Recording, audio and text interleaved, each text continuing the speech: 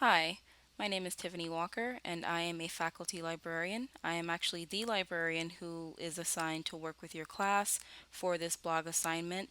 This is AMH 2020 blog assignment for Professor Robert Morris. This first video is going to go over how to select your topic, how to find research for your topic, as well as how to cite the research that you find for your topic. So let's jump into it. For the first portion of the assignment, you'll need to select a topic and come up with a thesis statement. This requires several steps. First, selecting a topic amongst the topic choices that your professor has provided to you. Second, you need to narrow down that topic. Third, you need to find a way to define that topic so you have a clear understanding of what you're talking about. And then last is writing the thesis statement. Let's jump into it. Topic choices. So your topic choices are going to be located inside of your course D2 wall. So let's head there first. When you're looking for your topic, you want to make sure you go into D2L. Then from your list of courses, you want to select AMH 2020. And from there, the easiest way to locate this assignment is to go to the content browser here to the right, scroll down until you see blog project right here. And once you click on that, you'll find the blog assignment guidelines shortcut right here for you to select. The blog assignment guidelines has several factors. Part 1, explaining what you need to do for the assignment, and then Part 2, further down, which goes into grading, as well as how to create the blog assignment and share the blog assignment, as well as how to comment and commenting guidelines. But for now, we're going to be focusing on the list of suggested topics right here in the middle. This is going to be a list of, I believe, 30 plus, 33 I see here, topics. You can pretty much select from any one of these. If you scroll down, you'll see that there is an option to select your topic. You want to go ahead and clear this with Dr. Morris first before you go forward with this assignment. So please be sure to do that as early as possible if you don't find anything on this list that you would want to write your blog assignment about. For the purposes of this demonstration, I have gone ahead and chosen a topic of my own selection. It's not on the list. This one is voting during COVID-19 pandemic. I decided to choose something that was contemporary and up to date and relevant to something that is going on right now at this very moment. So what you want to do is start broad and then go forward. And as the next slide is going to indicate, you want to narrow down the topic. So your first topic choice is probably going to be something very broad, and then your job is to go ahead and narrow that topic down. When narrowing the topic, there are a couple strategies that you can use. First, you need to ask yourself, can I be more specific? Can this topic be broken down even further? Can I go deeper with this subject matter? If you feel that you can go a little bit deeper and dig a little further into the subject, then go ahead and do so. Keep in mind that the more specific and narrow you are with your topic, the easier it's going to be for you to complete this blog assignment. So once you've determined that you are as deep as you can get with your particular topic, the next strategy that you want to employ is looking up news articles about your topic.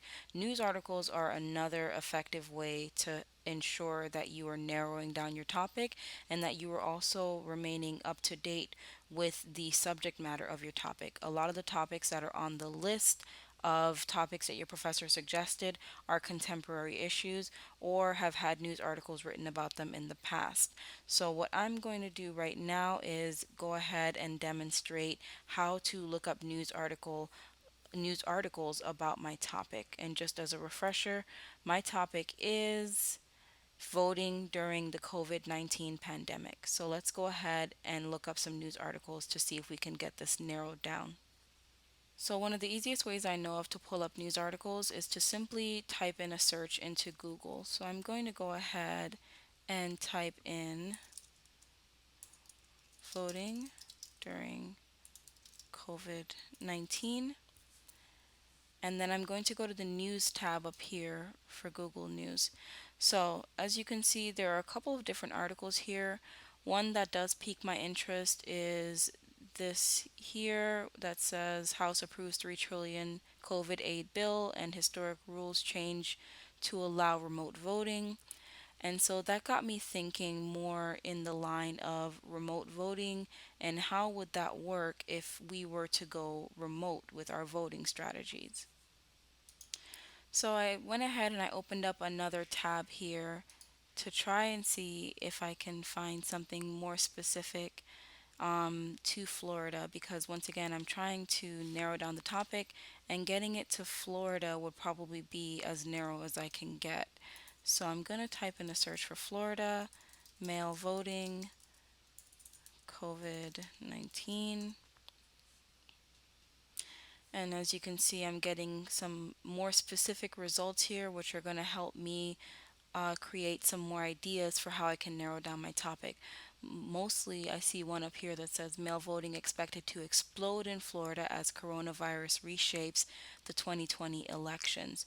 So that's going to be an interesting one because I never really thought of um, Florida having to reshape its own election.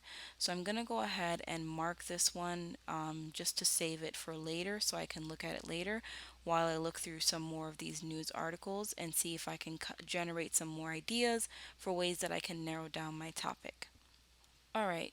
So, after looking at a couple more articles and brainstorming some more ideas, jotting notes down, I narrowed down my topic to Florida absentee ballot voting during COVID-19 pandemic. Originally, I started out with voting during the COVID-19 pandemic, and then I narrowed it down to Florida. So, defining the topic is pretty simple. All you're going to do is make sure that you have a working definition of what it is that you're talking about. If we go back to my narrowed down topic, you'll see that I mentioned Florida absentee ballot voting and COVID 19 pandemic. We're focusing primarily on the absentee ballot voting, so that's something that I would want you to do is make sure that you have a working definition of what absentee ballot voting means. Your thesis statement is going to be the last component of selecting your topic. When writing your thesis statement, this particular assignment requires an analytical thesis statement, and that kind of thesis statement is one that breaks down the topic very briefly and evaluates the topic from a well researched perspective. An effective thesis is not a question, it is not an opinion, and it cannot be answered by a simple yes or no question. An effective thesis also avoids overused terms, generalizations, and any kind of vague or abstract language. So you want to make sure that your thesis passes the so what test. What does that mean? If someone reads the thesis, is it clear why they should care about this topic? And if not, then that means your thesis is too vague. So, one example is the one below here that says Florida gun laws allow machine guns, destructive devices, short barrel firearms, and suppressors to be owned by citizens with a gun license. You don't necessarily know why you should care about that. It's simply a statement, right? It's more so just there. It's not necessarily a thesis statement because it's simply a fact. So if I read this and someone is telling me this is what their paper is going to be about, I'm going to say, so what? Why should I care about this? Why does anyone care about this topic? The next one is, does it pass the how and why test, right? So this one is going to be asking, um, are readers asking why or how when they read your thesis statement?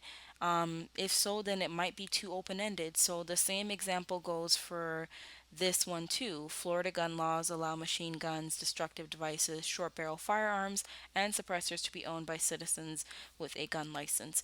This doesn't necessarily explain how or why they're able to do that. So therefore, it's not going to be effective as a thesis statement. After you write your thesis, if it cannot pass the so what test and if it cannot pass the how and why test, then you know you need to work on it a little bit more.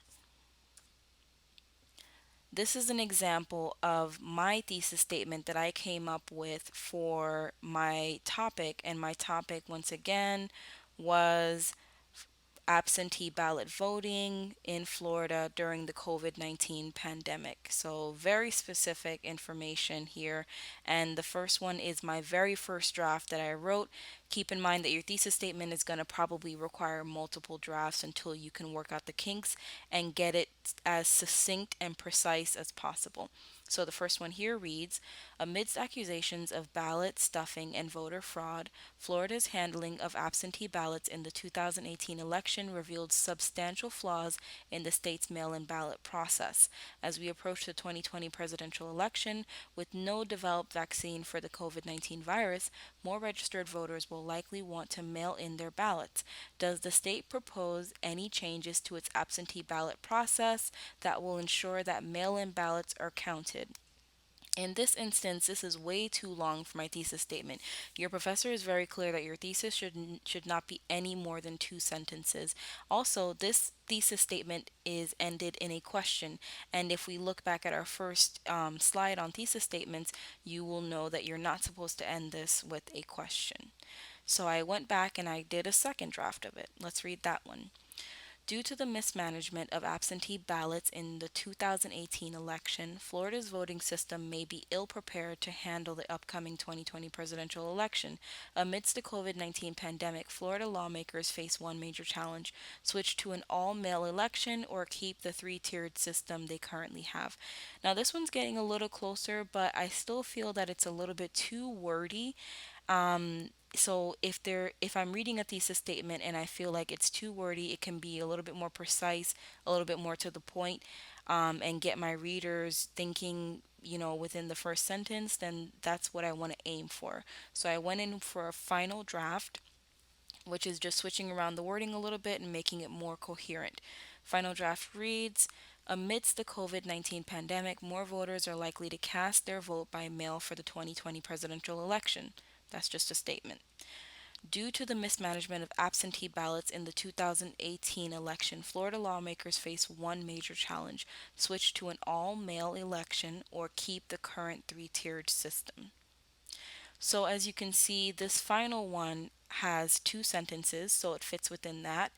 It does make sure that the reader is able to get straight to the point, and it leads in with an initial sent statement that's saying amidst the COVID-19 pandemic, more voters are likely to cast their vote by mail. So that's kind of just providing a little bit of context, but making it, succinct and precise without dwelling on the point. So it fits within the criteria that your professor wants. We have our thesis narrowed down. We also need to put it to the test. So does it pass the so what test? Yes, it does. This is telling you that you should care about this subject matter because Florida has a history of mismanaging absentee ballots as based on the 2018 election. So that does answer the so what component, and it does give the reader a reason to care about why Florida lawmakers are faced with this major challenge, because there is a history of contentious absentee ballot systems that are in the state of Florida. The other thing is the how and the why test. It's how and or why. So the why of it is probably going to be answered here. Why does Florida face this huge challenge of an all male election versus their current three tiered system? They're faced with this problem because they've had a history of mismanaging their absentee ballots in the past. And so this COVID-19 pandemic has caused a rerouting of people's efforts to vote, and more people are going with the mail in ballot option. So, as you can see, this final thesis passes the so what test, and it does pass the how/why test, in addition to being two sentences, in addition to being very clear, and in addition to being related to a topic of my choosing. That is how I went about my process of creating a thesis, and I really hope that this was helpful to you guys before we move on. Finding research. When it comes to finding research for your blog project, there are probably going to be two main places that you're going to rely on. The first one is likely going to be Google, because that is pretty much where everyone goes, and the second one is going to be your library, which is what I'm here for. However, when you are using Google, You do have to be aware that there are certain standards to the types of sources that will be allowed for this particular assignment. When you're using Google to find information, you want to make sure that the source passes the CRAP test. One simple way is asking, is it crap? Or is this website full of crap? CRAP is an acronym spelled CRAAP, and it's very useful when looking up information on the internet. C is for current. You want to know whether or not the source is up to date, especially if your topic is a contemporary issue such as mine. I need something that is within the last, 5 years, because this is a subject matter that is taking place within the last 5 years. Other topics may not necessarily need a current source, but this is still something to consider. The other thing to look at is whether or not the web page is relevant. So sometimes you will find lots of sources out there on Google and it's difficult to know which one to choose. But one simple way to select your source is to ask yourself, is this actually talking about my particular topic, which is why it's so important to have a thesis statement and why it's so important to have a definition for your topic, because this will help you to determine if the article or the website you're looking at is actually relevant. The next one is A for accurate. There is a little bit of difficulty with judging accuracy, especially when we're not experts on every single subject. However, you can judge accuracy by looking at what type of information are these people presenting? Do they have sources to back up what they're presenting to me? Do they have anything to substantiate the claims that they are making? What research have they done? The other thing you want to look at is authority. So, does the person who is writing this website, or the person who's in charge of this particular domain, do they have the authority to talk about that topic? So sometimes you will encounter websites where there is no author, and in that instance, you want to look at the organization. In other instance, there is an author, and you want to verify if that author actually has some background or credentials to write about the topic.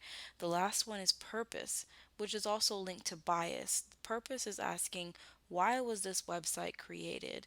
Was it created to, sway my opinion? Was it created just to provide me with information? Do I sense any kind of bias? Are they being one sided when they present the information? That's something that you want to verify. So, right about now, we're going to go ahead and I'm going to pull up a website for us to review, and we're going to put it to the CRAP test to see if this website can be used in my blog project. All right, so I have a website pulled up here. This is from Vox.com, and the title of this web page is How the Coronavirus Might Upend the November Election.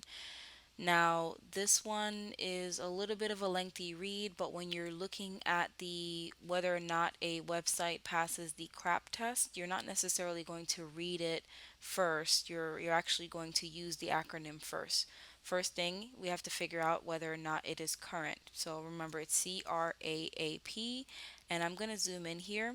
You can see that the article was updated on April 19th, 2020. So I would say that this is pretty current, considering that it was just updated last month with new information. This does pass that first checkpoint. The next one is to look at whether or not it's relevant. So remember, my topic is talking about Florida absentee ballot voting, how coronavirus is going to affect this, and Florida having to make a very difficult decision to switch to an absentee ballot voting system. This isn't necessarily specific to Florida. There are plenty of articles I can find for that. This one is actually more specific to coronavirus, COVID 19, and how COVID 19 is going to impact elections all over. So I would say this is relevant in the realm of coronavirus impacting elections. And then I can find one additional article that talks about how the Florida voting system is working on upscaling their mail in ballots so that coronavirus doesn't impact them and their mail in ballot system. So I would say yes, this is relevant. The next thing I got to look at is accuracy. So accuracy for me is not necessarily the easiest thing because, as I mentioned, we are not experts on every subject. But one thing that gives me a lot of hope with an article is when I see links to other articles. This is a good sign. So, what you want to do is you want to actually make sure that you click on the links and see if they bring you to other places. So, this brings me to another article within Vox, which is not bad. Let's keep clicking on a couple of these because I want to make sure that these links are actually going to lead me to other sources that are outside of this particular website. Okay, so I'm gonna keep scrolling and I'm going to see if I'm opening these up in new tabs to see if there are any sources that they're using outside of Vox. So I opened up a couple of the links here. I can see that a couple of these do lead back to Vox, which is not necessarily the best because I don't want people citing themselves, but they do have other sources such as Brennan Center for Justice, and another source that was linked is the US Constitution, which is interesting. So that's actually a pretty good sign as far as accuracy because even though they're citing themselves a lot, if I go into these other articles that they're citing, within themselves, I'm sure I can find other links that lead outside. So accuracy is going to be judged on whether or not they're able to provide me with information on where they found their information. As you can see, this is an interview back and forth between two people, and the person who they're interviewing is actually an expert on, voter rights, voter suppression, that kind of thing.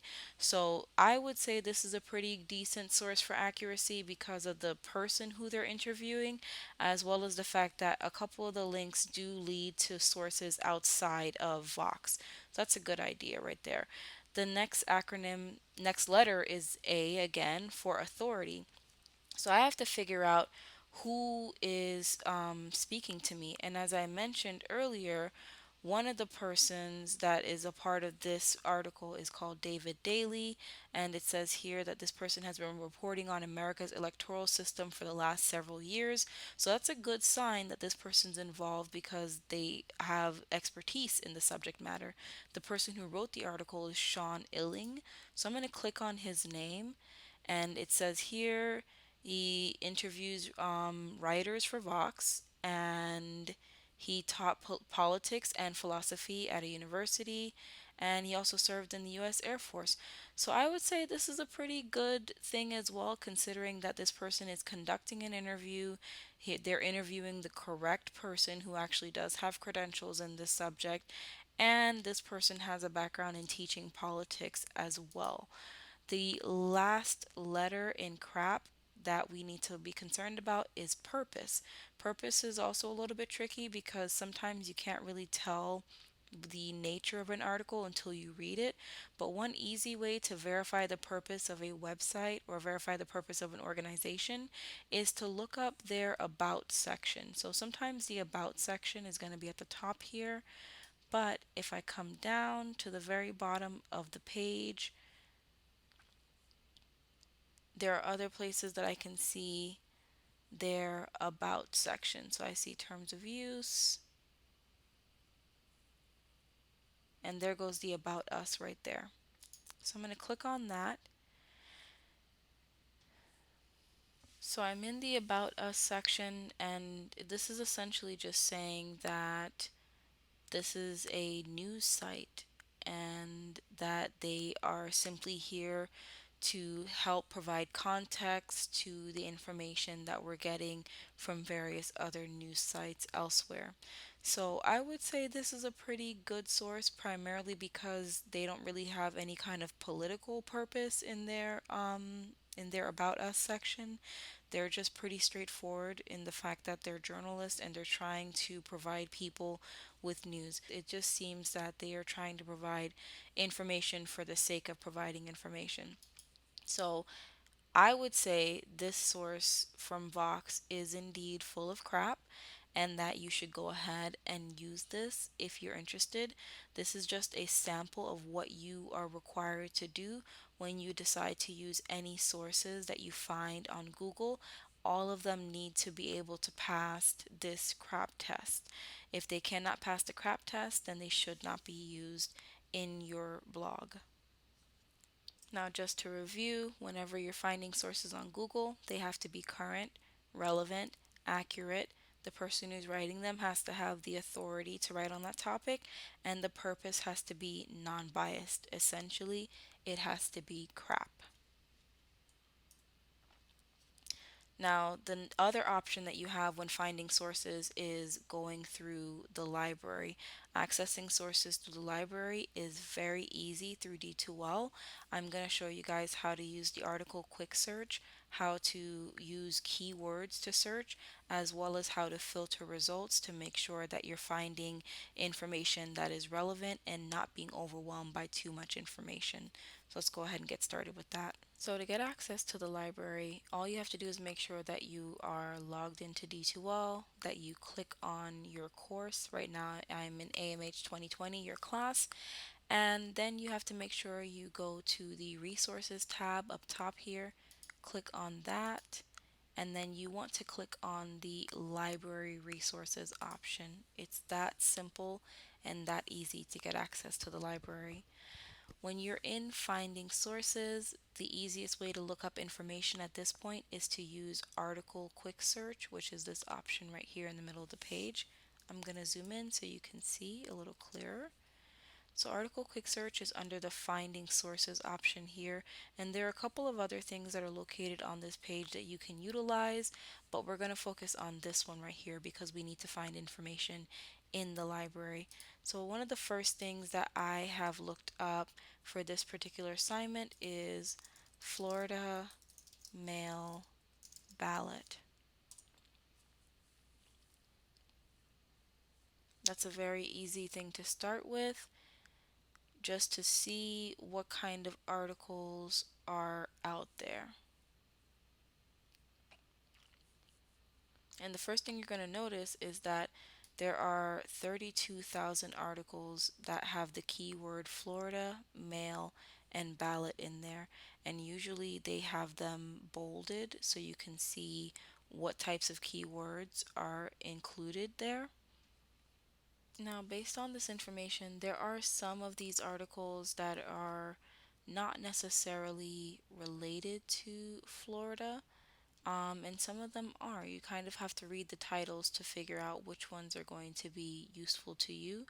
There is one here at the bottom talking about not every mail ballot may count, and that's 500,000 casts have fatal flaws. But as you can see, this one was published in 2016, and so I don't necessarily want anything that old because that news is past the 2018 time period that we are looking for our particular topic. So I'm going to go ahead and I'm going to update my searching. This is pretty much standard. If you look at the first page, you don't really see anything that interests you, try to update your search term. So I tried Florida mail ballot, but in this instance, I'm going to delete this and I'm going to try Florida absentee ballot because that is the correct way to refer to mail-in ballots.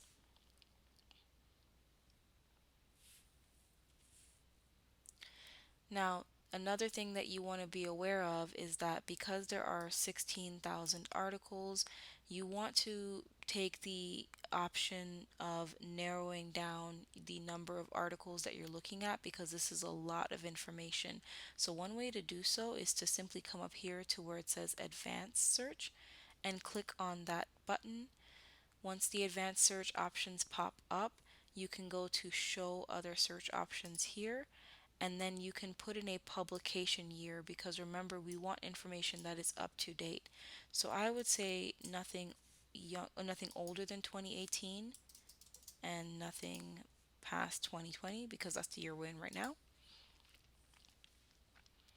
And that drops it down to just 2,000 articles that mention Florida, absentee, and ballot. So let's see what we have on this list here for what we can look at. So we have the first page here that we're looking at, and I see a lot of bolded ballots here, but I don't necessarily see anything within these titles. They have voting in the time of Corona, which might be interesting, so I'm going to click on that one. And when you click on an article, you're going to see that they give you a little summary here. And so I know that they're giving me information on the voting systems, but they're giving me information on Utah and Salt Lake City County, which is not Florida related. So I'm going to go back and see what else we have.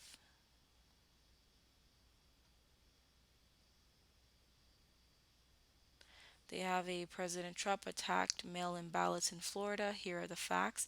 This one might be an interesting one to read as well.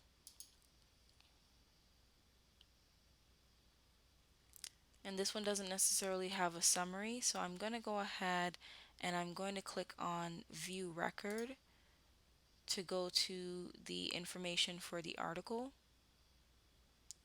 And this will often lead you directly to the article. And so as you can see, they have a contents area here, and they have which states allow vote by mail, who votes by mail, how long does it take to count, and all that other good stuff. But what I'm concerned about is what year was this published in, and is it talking about this current election cycle? So I can see that this was published in 2018. So this isn't necessarily President Trump attacking the current election cycle for mail-in ballots. So I'm going to go back and see if I can find something better.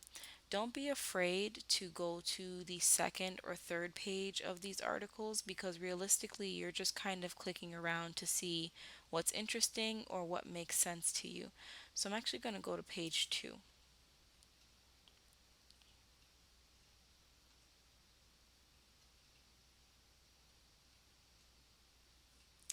So here we have, after Florida recount, ballot signature issue remains a concern. So I'm going to click on that one, and same thing applies. I need to go to view record to look at the article.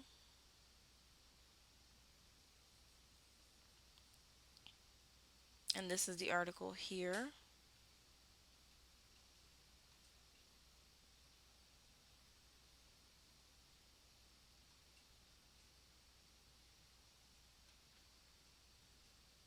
And it's pretty short.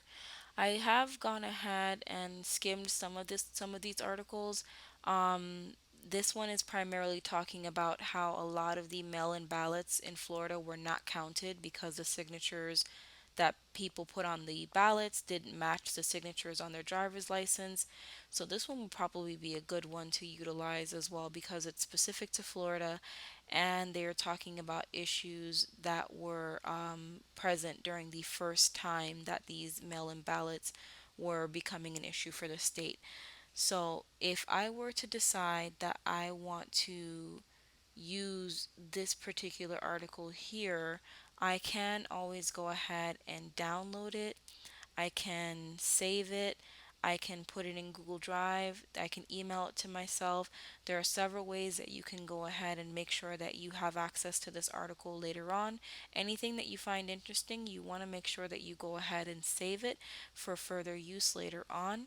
The best option is always to email the article to yourself, because you can put your Broward College email or you can put any personal email you have, and it also sends you a citation of that article as well. So you can click this and select either APA citation or MLA citation.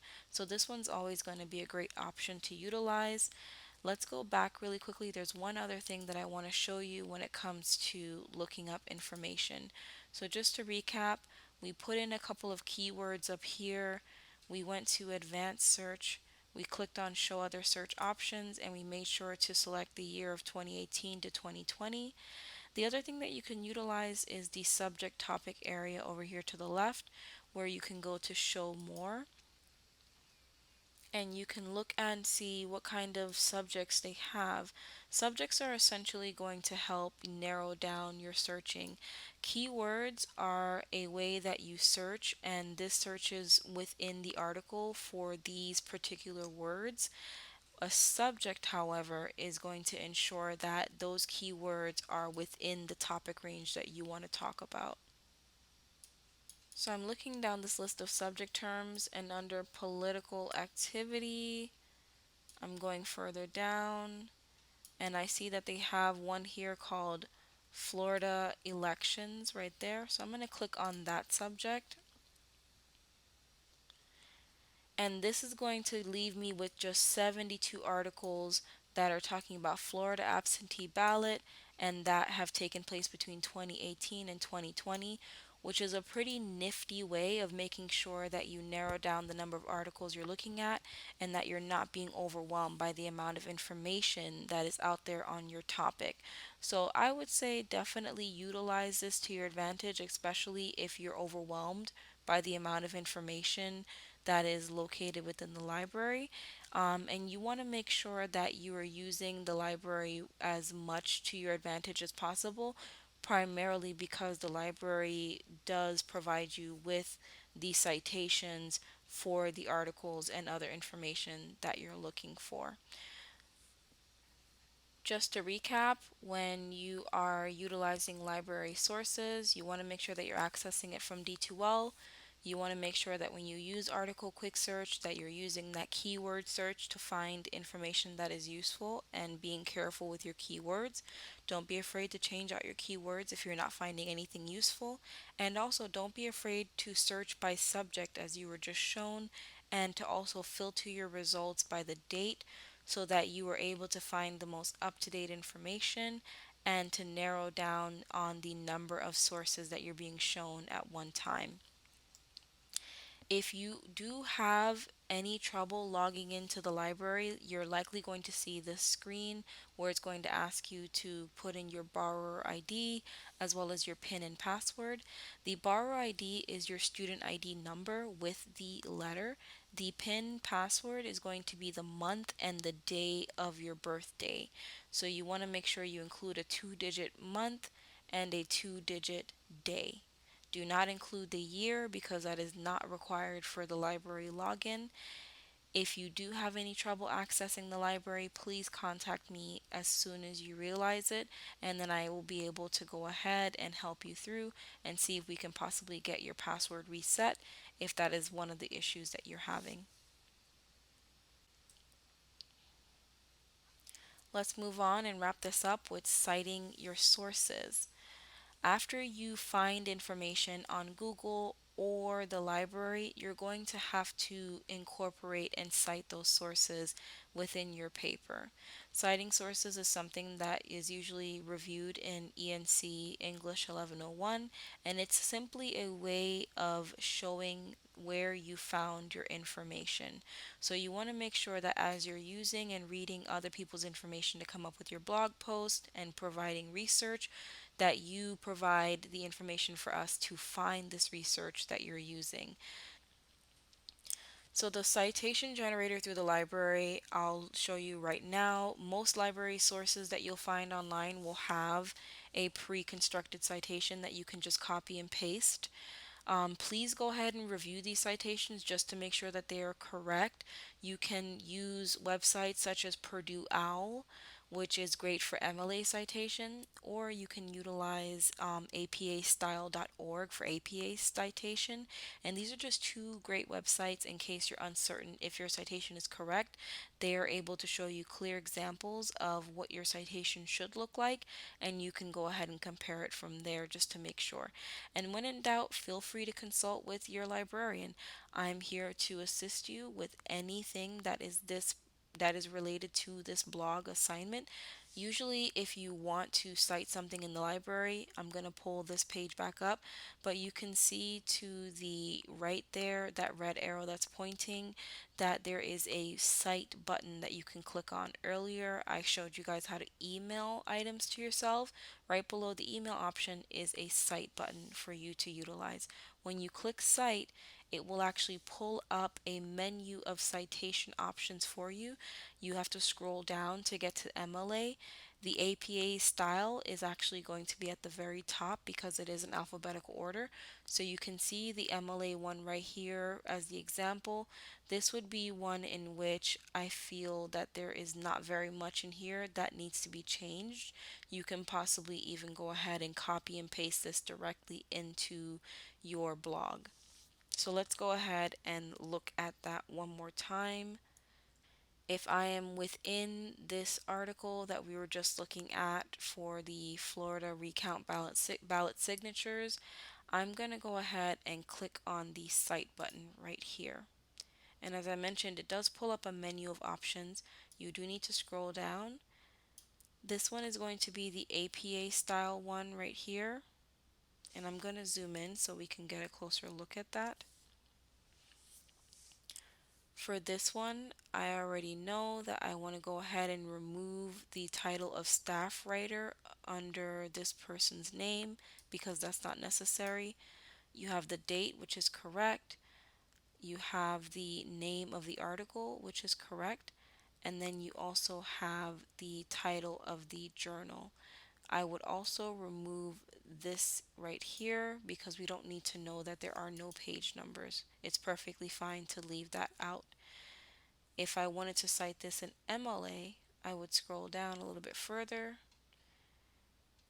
This would be the MLA citation right here, and the same thing, I would remove staff writer because that's not the person's name. And then I would also remove the no page that's right here that shows up because it's not necessary to indicate that there are no pages. If there are no pages, we just simply leave that information out. So this one would be one of the ones in which you would copy it, paste it, and just make those slight adjustments, but most of the citation is done correctly, which is going to be helpful and time saving for you as students. Now, when it comes to using websites such as Google, there are going to be a couple of regulations with regards to the citation style. This is by no means a comprehensive method. This is just simply an example, and this is a really good example that you can utilize when you are citing websites for your particular blog assignment. So as you can see here, this citation has the author's last name, comma, first name, then there's a period. So please pay attention to the punctuation that occurs within these citations. You have the title of the article, which is in, capital. They capitalize the parts that are necessary. Then you have the name of the website, which is in italics. You have the date that it was published with the day, the month, and the year. And then you have the website URL right here. And keep in mind that you have to delete the https:// that usually occurs in front of most websites. So that's something that you would have to delete manually before you can complete the citation. This is an example of another website that you can use for MLA citation examples. And as you can see, it's the exact same thing as this one. It's just a different website. So this one has author's last name, first name, the title of the web page, the website, the date, and then the URL comes right after that. So this is something that you can refer to as often as you need if you want clear examples of how to cite websites that you find through Google. Citing websites in APA is a little bit different because APA does not want you to include the author's full name. So in this instance, you have the author's last name and then you have the first initial of their first name. Then the date is what comes next. So MLA, the date comes later on. APA, they want the date up front. So you have the year, comma, the month, and then the day that the web page was published, and you put it in parentheses. Then you have the title of the web page, which is italicized and in sentence case. So that means that not all of the letters are going to be capitalized, only the first letter in the first word, and any proper nouns as well as any words that occur after a colon. Those are the only things that are going to be capitalized. Once again, when in doubt, just simply email me or come by. Well, you can't come by. You can email me or you can simply make an appointment and see me online, and I will walk you through the process to make sure that your citations are correct. Next is the name of the website, which is ACLU, and then you just have the website URL with the HTTP still there. So this is a second example here with the author's last name, comma, their first initial.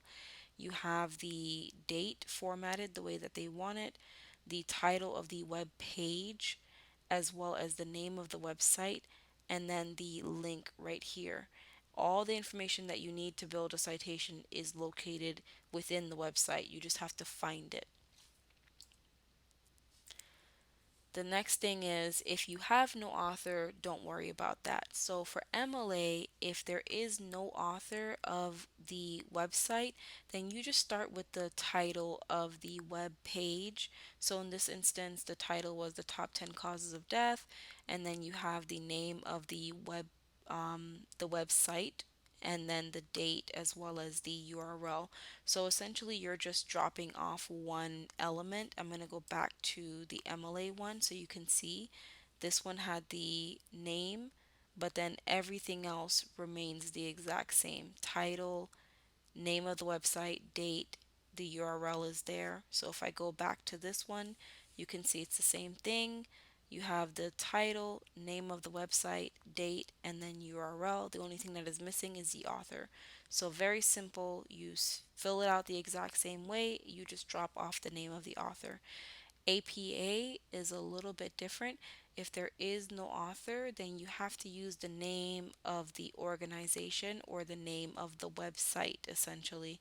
So in this instance, I listed World Health Organization. I have the date here, and then the title, and then the URL is right here. In our first example, you had the author's name, the date, title of the article, and then after the title of the article was the name of the website or the organization, and then the URL. So in our new example, the name of the website gets moved to the front there. Everything else remains the same. And instead of having the name of the organization after the title of the article, you just simply fill in the website URL there. So hopefully these examples are really clear as far as what you should do in case you encounter these issues with your sources. With in-text citations, these are going to be shortened versions of your citations that go within the blog itself. So as you're writing, rather than including the entire list of information that is needed in the works cited and the reference page, you're going to shorten it and make sure that people are able to find this information in your works cited and reference. I'm just showing you some examples here for MLA. If you have a source that has an author and a page number, then you simply put the last name and the page number. So this example says Elric 32. Sometimes you have a source that doesn't have a page number, which is the case with a lot of websites that just have an author. So in that case, when you're referring to the information from that source, you just put the author's last name, which is just Elric. In another instance, you can have some sources that don't have an author or a page number. So if it's a website, you would put a shortened title of the web page. So in this instance, we had this one here, which was How Coronavirus Might Upend the November Election, which is a very long title. So rather than putting that whole thing, your in-text citation is going to be How Coronavirus Might Upend. And this is going to go in quotation marks because it is the title of a web page and an article. It's not supposed to be outside of quotation marks. So that's going to be just like a very short overview of this. There are other examples that are not included in here.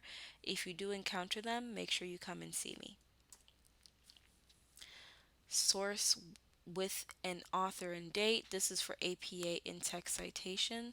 So when you have a source that has the author and the date, which is what APA requires, then you're going to put the last name and the year. So this one is Elric, 2020 in parentheses. The next one you're going to look at is sources with an organization as the author. So we just had an example for the World Health Organization where there was no author, so we had to put the organization as the author. In this instance, it's the organization's name and the year of publication. So World Health Organization, 2018. When you have a source without a date, you want to go ahead and use the initials ND, which stands for no date, instead of using the year. So in this instance, it would be Elric, ND, or World Health Organization, ND. And this is just for websites that have no date, which happens quite often. And this is for APA in-text citations. Last thing we're going to cover is paraphrasing. This is when you're restating someone else's ideas and information and putting it into your own words. So when you paraphrase, you do need to have an in-text citation, which is why we went over in-text citations first. In-text citations can be done two ways. You can either do them as a parenthetical citation, or they can be kind of melded into the sentence as a narrative citation, which I'll show you both right now. So, MLA style, when you're paraphrasing, the narrative citation is where you mention the author's name at the beginning, and then at the end of the sentence you put a page number. So in this one it says, Rafe asserts that certain communities, such as people of color and people with disabilities, are more susceptible to being targeted for voter suppression efforts. And then page 32. If there was no page number, I would simply leave this information out and only include the author's last name in my sentence for my narrative citation. When you have a parenthetical citation, that is when you have the author's last name and the page number at the end of the sentence inside of a parentheses bracket. So in this instance, certain communities, such as people of color and people with disabilities, are more susceptible to being targeted for voter suppression efforts.